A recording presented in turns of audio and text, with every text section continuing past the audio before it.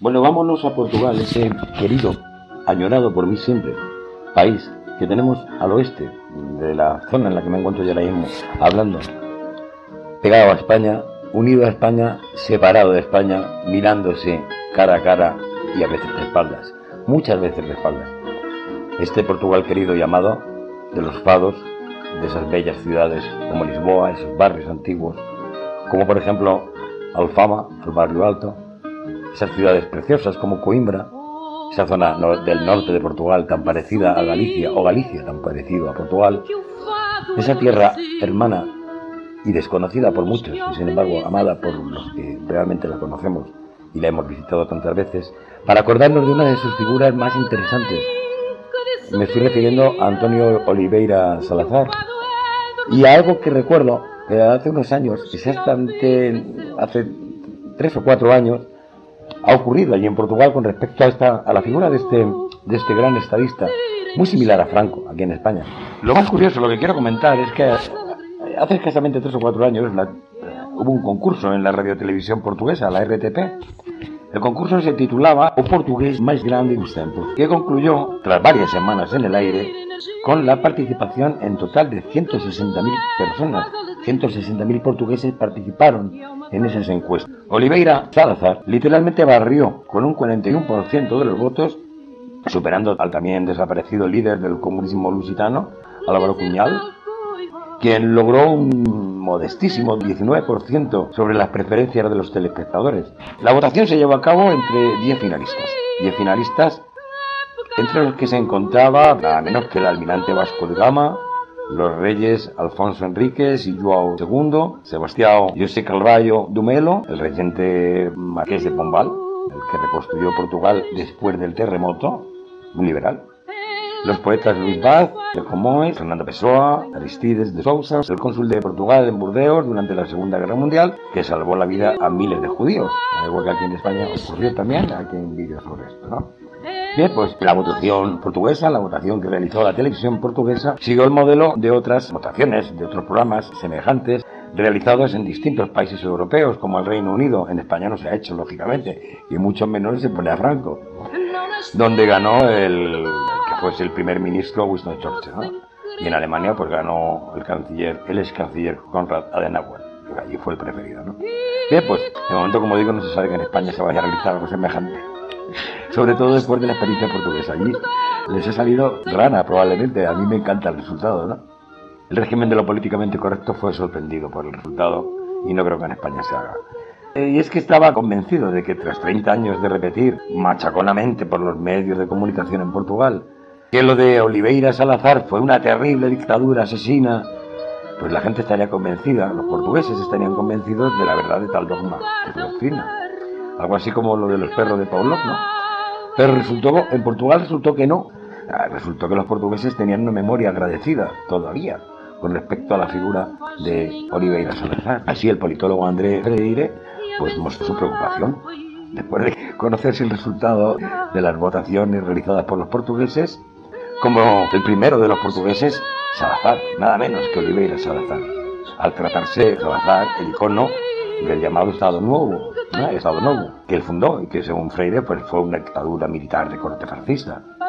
Analistas políticos destacaron hoy que muchos portugueses de mediana edad, a veces descontentos por la marcha económica del país, empiezan a sentir bastante simpatía por la figura del que llaman el dictador. En España no ocurre parecido, es curioso. Pero todo indica que su figura empieza a ser cada vez más simpática, ¿no? Para muchos jóvenes y no tan jóvenes. Es decir, es curioso, ¿no? Las personas que lo han vivido pues pueden guardar un buen recuerdo, pero los jóvenes, la única información que han tenido sobre Oliveira Salazar en Portugal ha sido la que les ha dado los medios de comunicación.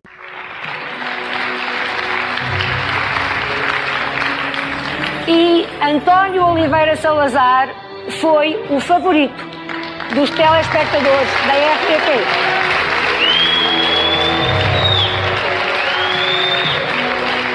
Vou naturalmente dar... A apologia ao fascismo é proibida pela Constituição. Vou naturalmente dar a palavra. É proibida pela Constituição. Odete Santos, já darei a palavra. Já está dito. Vou naturalmente dar primeiro. Bien, es curioso, es absolutamente curioso, ¿no? Este personaje de Oliveira Salazar es un gran estadista. fue un gran estadista. Cogió Portugal y realmente lo levantó. Lo consiguió levantar. Un país que estaba bastante maltrecho por culpa de los regímenes liberales. Este hombre, Salazar, estudió Derecho en la Universidad de Coimbra, que era la universidad para aquellos días y hoy todavía más prestigiosa de este país hermano nuestro, ¿no? Eso lo hizo en 1910. Luego, en el año 1914, llegó a conseguir una cátedra. Fue catedrático de Economía Política y se convirtió en uno de los mayores expertos en materias financieras de Portugal. Y allí ya, en el mundo universitario, donde Salazar, acorde con su formación, pues llega a pertenecer a una organización de jóvenes católicos, porque Salazar era por encima de todo católico. Quedó admirado por las enseñanzas del catolicismo social del Papa León XIII, al igual que me pasa a mí. También le fascinaba al cardenal belga Mercier y, otra serie de personajes.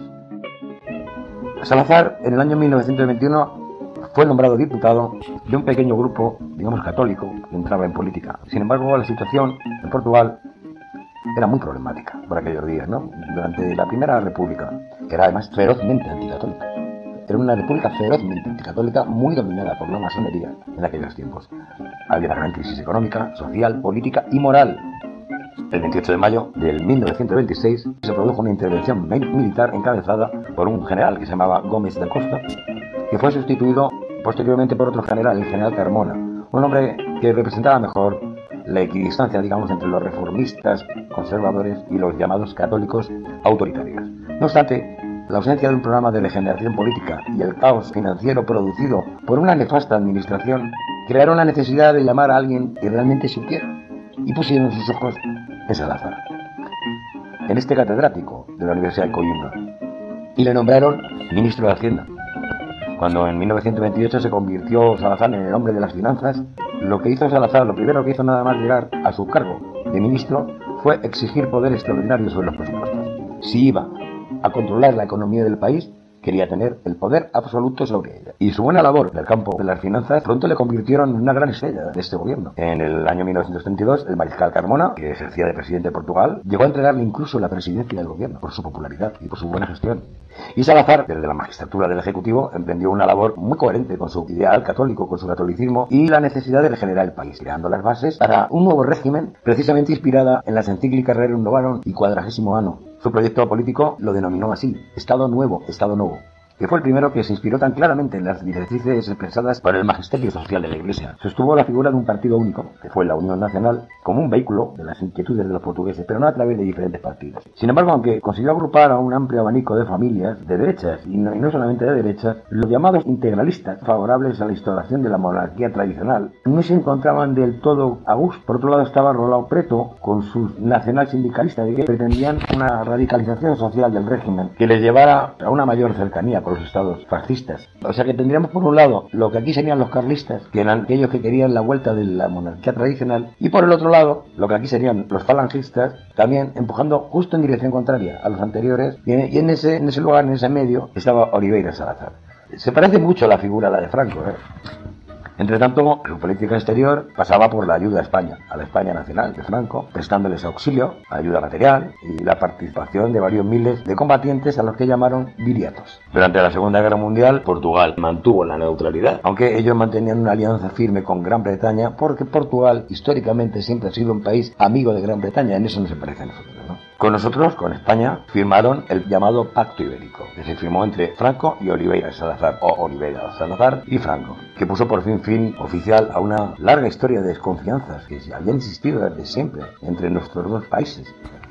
Sin embargo, en los años 60, el proceso de descolonización perturbó nuevamente la tranquilidad del imperio ultramarino portugués con el inicio de una interminable guerra de guerrillas que sangraría a Portugal. De esta forma va llegando ya a una época en la que Salazar pues empieza a hacerse viejo, ¿no? Allá por el año 1968, el estado de salud de este gobernante se torna débil y frágil, se empeora.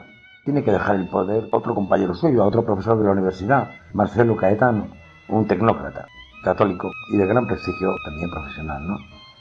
2 años después moría en Portugal, en Lisboa, el fundador del Estado Novo, el primer estado corporativo católico que existió.